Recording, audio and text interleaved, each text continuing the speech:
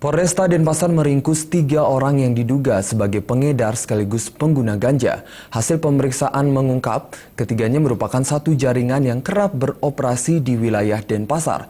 3 paket daun ganja kering seberat 28 gram disita petugas sebagai barang bukti.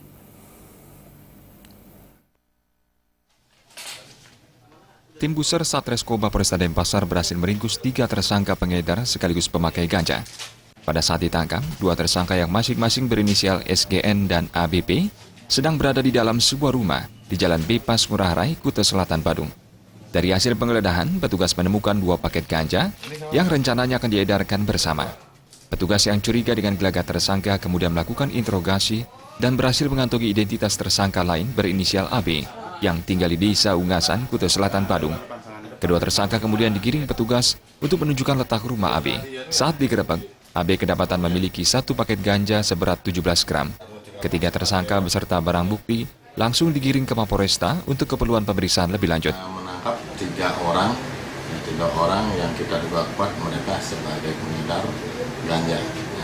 Jadi ketiganya kita tangkap di tempat yang berbeda, tetapi satu jaringan. Mereka masih ada interaksinya ke ketiga-tiganya. Nah, kemudian saat ini kita masih sedang kembangkan kasusnya. Mudah-mudahan nanti kita bisa menangkap jaringannya.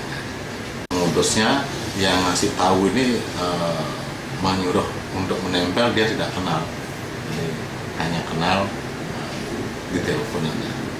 Kasat Narkoba Polresta Denpasar, Kompol IGD Ganevo mengatakan, dari hasil pemeriksaan ketiganya mengaku merupakan jaringan pengedar ganja dan bukan residivis. Ketiga tersangka kini harus mendekam di dalam sel tahanan dan diancam dengan pidana berat. Kanik Suantara dan Mandi Gargita, Bali.